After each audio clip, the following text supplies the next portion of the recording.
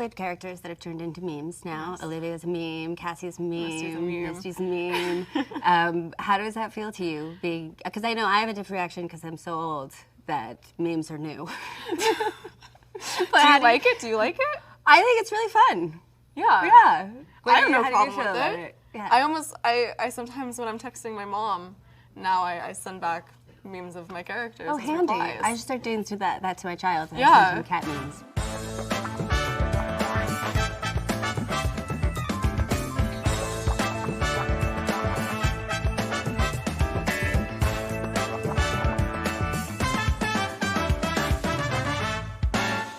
You've had such an amazing year with 2 huge shows. How did this year feel? Must have been crazy for you. It has been crazy. Yeah. It's been amazing seeing everybody's reaction, but it's a little overwhelming. Do you feel like it was a much different reaction for you second season than first season? Yes. Yeah. Majorly. I think that everybody had a lot of time to be able to watch Euphoria, any show possible, and then there's just something more to consume. Yeah, and also what Cassie goes through is so incredible in season 2. It was really amazing. And I thought you were so incredible. And the thing that I really loved and appreciated about your performance is that it's a performance that you can take and make into like a meme or make it camp, but the way you played it was never camp. You know, sort of like so real that that's where the ridiculousness kind of came from. And I mean, I feel like I do know how difficult that is. It is, because I think a lot of times you find yourself maybe not taking a character like that seriously. You're like, oh, she's crazy, or she's fanatic and she's just emotional. Yeah, you know, you fucking give me that look, Maddie, because I didn't fuck your boyfriend. You two were broken up for 3 weeks and 3 days before we even had sex, so I didn't betray you. There's so much inside going on, and there's so much going on in her brain that whether or not it's logic or not, it's emotions that she's actually feeling. And I think that taking it seriously as an actor, that's what kind of makes it. Yeah. Otherwise it's... Or else you are going to make fun of it. Yeah, and there were so many moments also that were really uncomfortable and painful, and it is, like you're saying, like just the uncontrolled emotion of a teenager. Right, that there's so much, is happening. You don't know how to handle any of it, and she has so much being thrown at her. I mean, Cassie is dealing with just trying to love herself in a moment where she does not love herself, and she's looking for that from other people. And it's so hard when you don't know who you are. Well, if that makes me a villain, then so fucking be it. I can play the fucking villain. It was sort of like she's regurgitating all of the negative things as women that were taught culturally. You know, you're like... Completely. You're sort of, it's just like, she's like the cautionary tale of taking all that stuff in too much. And oh yeah, she doesn't know how to communicate without showing her body. Like, that is a form of communication for her, and she was never taught that you did not need that. Yeah, and just that she said, like, her dream is to just be loved. Yeah. And to give herself over to, and when she starts telling Nate, you can tell me what to wear, you can tell me what to eat. Oh, it's just so... I think that she feels safe and somehow she's in control when she puts herself in that space and in that situation. Because there is a manipulative side of Cassie, and I think she's found that through Nate. I think that she's starting to realize that she can control him with fear, and she's never had that aspect before because she's always been the one that's been fearful. Yeah, that's kind of incredible. Yeah. Yeah, there's so much goes on in that show. Can we please talk about how much goes on in Yellowjackets? I mean, yeah, I guess, but when you're involved in it, it doesn't seem, you know what I mean? By the time you see it on screen, you're like, oh yeah, right, and then that happens. I have the hardest time watching. I'm so grossed out. Yeah, my sister said, she was like, it's like just feeling dread. Yes, so much dread. I haven't had nightmares in a really long time. I had nightmares after watching the first couple episodes. What happened to the last person who held you hostage? They lived happily ever after. I absolutely love Misty. She's crazy. Yeah. Do you love playing crazy? I do. I really have always enjoyed I'm kind of a bit of a contrarian. Okay. So I've always sort of, almost like an immature, rebellious way, I've always loved playing people that you are supposed to hate. You know, I've always been like, I don't want people to like me. And that's, of course, just me being a jerk. But I do enjoy playing characters that challenge the audience to like them in spite of their actions, kind of idea. And again, and like with Misty, I feel like it's a little similar in terms of that if you played Cassie in a way where she was camp or it wasn't grounded in extreme pain, that you could dismiss the character. Right. And I feel like Misty is a similar sort of situation. I felt so bad for her. Well, that's it, yeah, and that's the thing. She's a similar situation in that what she does is it's just on the edge of camp, you know? And she is, the comedy in a lot of the scenes. So my real desire and struggle and a whole sort of intention was to just have it all be grounded in reality and have her be somebody that, you might have seen that person on the street and kind of been like, oh, what a weirdo, but this is what's going on actually inside that weirdo. And I never wanted her, even like her appearance is very extreme, but I always wanted her to be someone that you felt like, oh, I've seen people that look like that. Yeah. Right. Did you ever, I've always been so curious when you have a younger version of yourself. Did you work with Sammy and Ratty on creating the character together? Yeah, Sammy Henratty and I, once we were picked up after the pilot, we met and we kind of talked about just our intentions and how she was going to play her, and then I spoke about what I would be adding from age. Like she doesn't play her in a passive-aggressive way, and my older Misty is extremely passive-aggressive because I feel like that is a result of just being squeezed for years and rejected and not having any power and being small and all of those things. And I think that's fun to actually see this totally innocent, again, right, the and I young also Misty felt is like behaving. the young Misty kind of found power when they were trapped and they were lost, and everyone looked to her, and then she lost all of that. Yeah, and I think that is really the cycle with Misty in relationships. It's like, because she'll do something, really helpful, and then people kind of let down their guards and let her in, and then all of a sudden she does something totally crazy, and you're like, well, this is why we shunned her to begin with. Yeah. So it's a weird thing because I so feel protective of her, but at the same time, this is not a safe person. They're totally right to try to get as far away from her as possible. I think the morphine might be upsetting your tummy.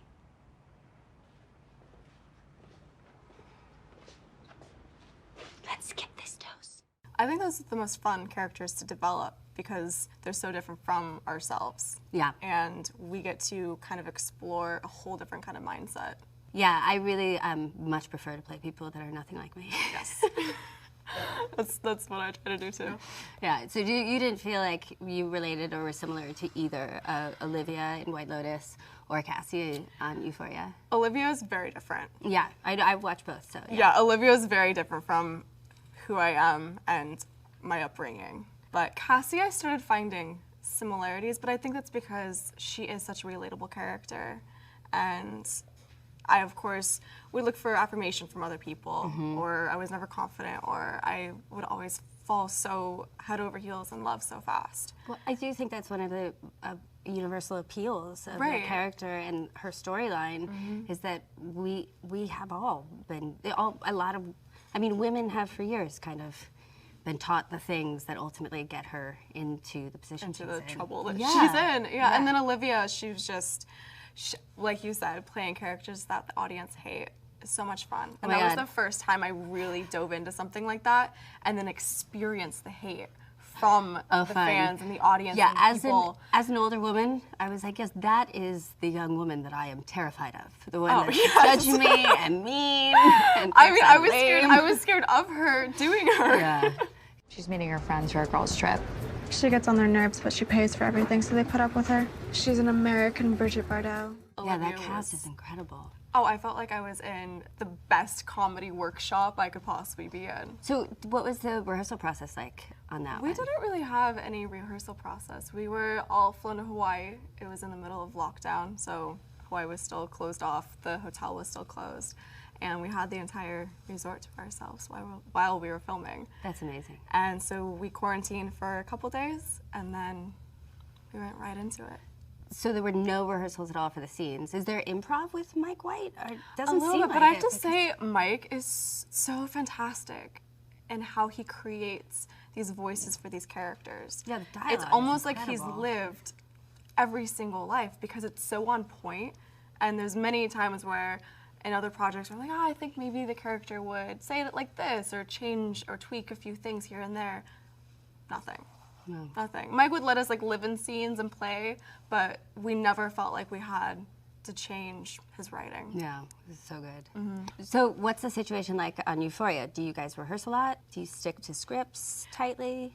It's such a beautiful dynamic because it's almost like a playground, and we're so fortunate because Sam Levinson allows us to kind of develop our characters with him and follow the process. So when we're in a scene, sometimes we'll either do it from beginning to end and we'll be like, we should change this up. And on the spot, we just work together on developing what maybe we should change or the character should say, or we'll just live it and he doesn't call cut. We just That's play. fun. I feel like you can sort of feel that a little bit from that show, and everything feels so authentic, and there's so much breath within scenes. I think there's a lot of truth, and thought, and emotion that's put into all of it from every single person, from Sam, from every crew member. Like everyone puts so much time and heart and energy into the show, and it's really beautiful to be able to see. You can tell that. when you watch it too. You really feel that everybody cares so much and is so invested in it. They do. So that does bring me to the sex scenes, which I'm sure you're sick of talking about. So I'm just going to say, like, it does seem, I mean, what you're saying makes so much sense now because it does seem like you guys have so much ownership in what you're doing. And you never get a sense from seeing those scenes that the actor is like, oh, I gotta do this. You know what I mean? I don't think anyone enjoys sex scenes. So, well, I don't know, maybe people do. But you feel like everybody is in control, doing what they want to. That's so great to see, too. No, it's a very safe environment. I think I'm very fortunate that I am coming up during a time where there is so much thought in this process, and we now have intimacy coordinators. Oh yeah, I've never Have you worked worked with one. one? What's that like? It's really interesting because it's kind of like a stunt coordinator for a sex scene. Okay. Like they bring in tools and No way, stop it. What choreograph kind the of whole thing. tools? Like sometimes there's yoga mats that you can put in between each other, or there's like pads that you can put, or yoga blocks. Like it's some weird stuff. But Is it it's ever weird for- if you were to ask for that? Like, would No, that be no, it's like it's just normal. They come into your trailer and talk to you one-on-one, and even if you have agreed to something, like they ask you on the spot, on the day, like, did you change your mind? Because you can. And then instead of you having to, if you feel uncomfortable talking to the director, they'll be your voice for you. Oh, that's kind of amazing. And it's a really cool dynamic, and they're on set with you, and they make sure that you got some mint and some gum. That's really That's helpful. really nice. That would be very Yeah, helpful. but it's such a, I've never felt uncomfortable, and I've always looked at Cassie and her scenes as, like I said, it's a form of communication for her, and without that, she doesn't know anything else, and those scenes are setting her up in a different path than what she would have without it. Yeah. No, I understand what you're saying. You haven't worked with an intimacy coordinator. I haven't, no. I haven't done a sex scene in a couple years. I'm like at that age where they don't ask you to do them so much anymore. No. Which I'm happy. I mean, I don't really enjoy them. I've weirdly become very confident with my body through Cassie. Yeah, that's interesting too. I was going to ask you about that because there's so much nudity, and I know that once I had to do a movie where I was naked pretty much the entire time. Yeah. So I realized from trying to like manage it ahead of time, that the thing that made me more uncomfortable was other people being uncomfortable with me being naked. Yes. So what I did, and you probably wouldn't be allowed to do this now, I just stayed naked. Yeah, no, they throw robes at you now. I was like, don't make me feel weird. Like, I'm the person who has to be ashamed. I just stayed naked. And I would talk to crew members naked because I wanted everybody around me to stop reacting to it, because then I would forget that I was naked. And I guess it's probably true. I would not be allowed to do that now. I'd be like, wow. Yeah, but that's what I did. And it worked. But it's one of the only times that I've ever actually really felt comfortable being naked on camera. I have to say, it's kind of like a power move there. I mean, maybe it was a little bit of a, I throw my 5'1" stature around here. You're like, hey. You're gonna have to look at my boobs. Sorry. But yeah, it was the only time I've ever really felt very comfortable. But I would imagine too, with your cast, everybody is doing the same thing and having to do it. So it must sort of be not a huge thing. It doesn't feel like that. It definitely doesn't feel like that.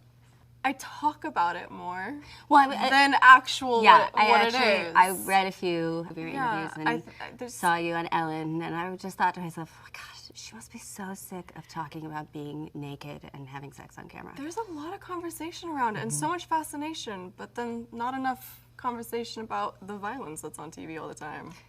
True. Also, the kind of message that certainly it was something that was discussed in the first season, this idea of how porn sort of shapes young people's expectation of sex, and the kind of things that are in porn out there that create, and it never even occurred to me, this whole idea that young men would think that is how you have sex. Yes. And that is a horrifying, that was a horrifying realization for me. I have a 7-year-old boy. Oh, no. Yeah, I have a 7-year-old boy, and I was like, okay, well, we're gonna have a big conversation about what's real and what's not. But that, to me, seems like the bigger conversation besides the sex scenes. Is like the actual point of, especially with your character, well, that's the sex thing. scenes. There was a storyline of what is happening in Cassie and the sexualization that's happening in Cassie because of her nude photos that got leaked and just the perception of others on her because she has boobs. And then I see that happening to me in real life, even though everyone watched Euphoria. I go, well, did you not Did you learn? miss the point? Did you miss the, exactly. Yeah, that must be really frustrating. Exactly. Things change slowly. You get used to it. Yeah. I remember once on a movie saying I wasn't comfortable with something, and they threatened to sue me if I didn't do it. And that would never happen now. Oh my God, I'm so sorry. Yeah, it was fine. I didn't do it anyway, and they didn't sue me, so it was fine. Good. I was gonna ask, you started so young, and of course, I'm a huge fan of you and Casper. And how has it been being a child actor and growing up and watching the industry change and watching roles for females change?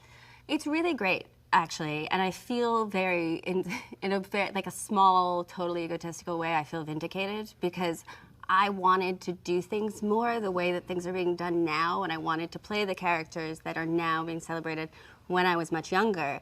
And at that time, it was always a problem. You know, it was just very much you were either a leading lady and beautiful and always someone's wife or the love interest, or you were a character actress, and that usually meant like conventionally unattractive.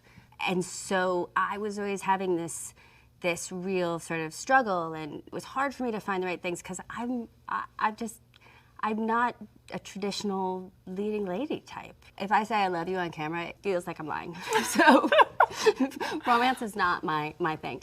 But it's been so incredible to watch, and now to see all the incredible opportunities for women and how things are changing, and even the leading lady material is so much more interesting and evolved, and it's really great to see. And also in terms of like people being able to stand up for themselves and create boundaries, and you're not difficult because you created boundaries, and that's really wonderful to see. You know, on Yellowjackets, we have 4 older actresses, and then we call them our youngers.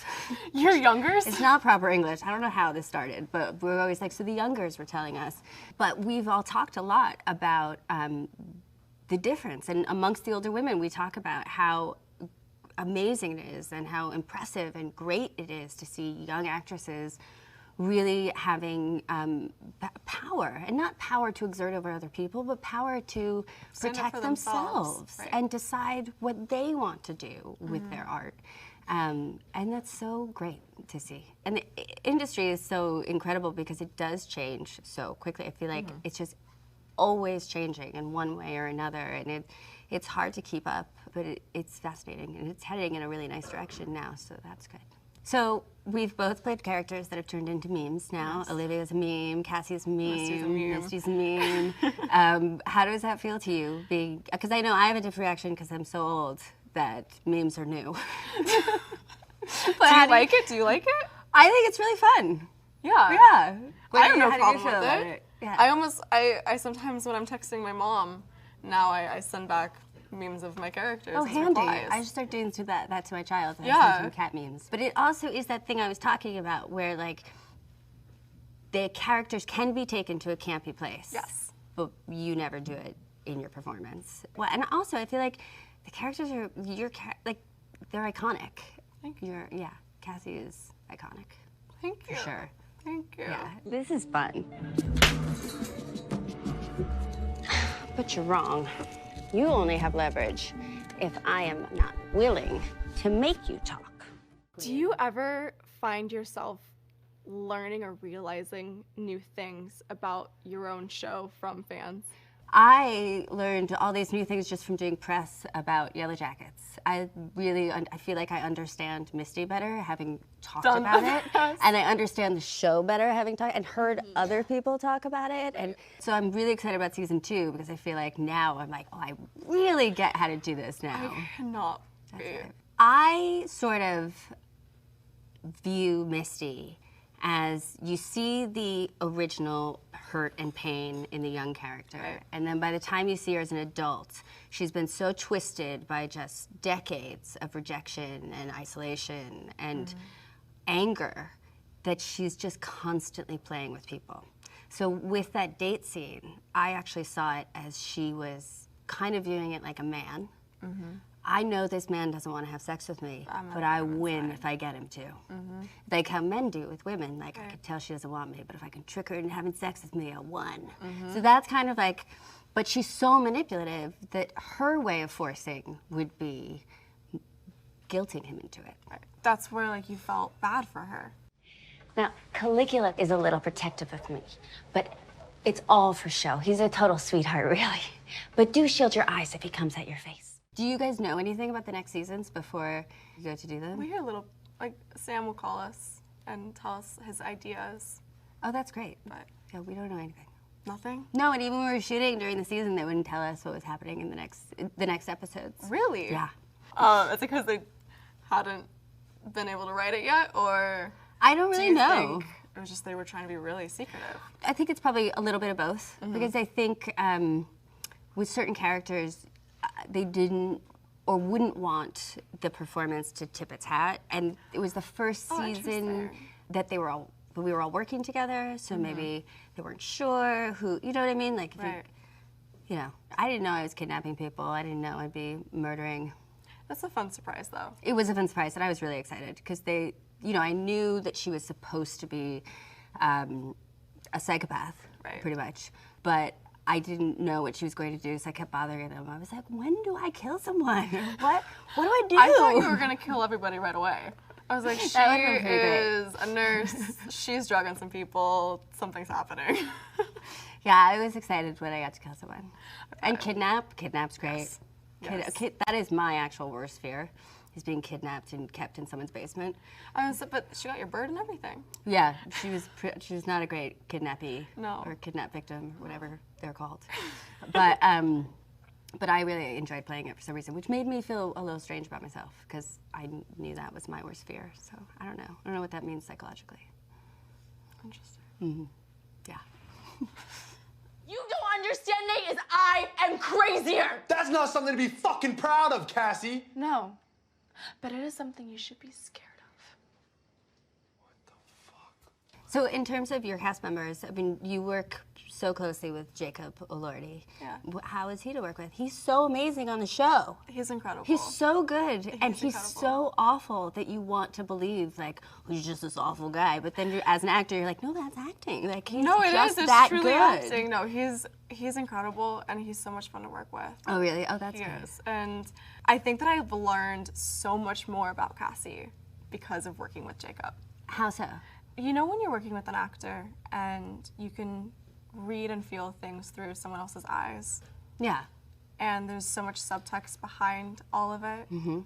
I truly felt like Cassie and Nate had that, and we were learning and feeling so much more through our characters because of just the ability that we felt vulnerable with each other.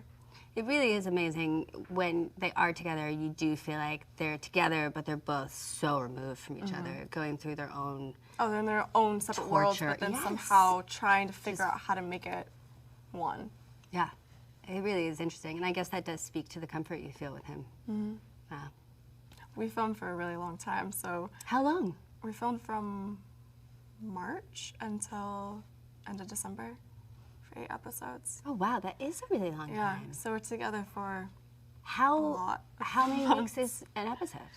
we cross-board Oh, crazily. I see. So the first scene we actually filmed was the bathroom scene in episode 3 where I'm like, I've never been happier. Plus, you guys are terrible for each other, and you know I'm right, and you guys can all judge me if you want, but I do not care. I have never, ever been happier. That was the first scene back during season 2. So I had to figure out how to map out all of her insane emotional roller coasters to make sure that they lined up because where you like are at episode each 1 end. we filmed 4 months later. And Wow. it was quite a lot of just remembering and I writing was so down. upset when she was in the truck. I was like, please don't do this. I thought when don't I do read it for the first time I thought I was dying. Oh. I thought he was gonna no. get. I go, Sam, you're killing me off the first episode? No. Gosh.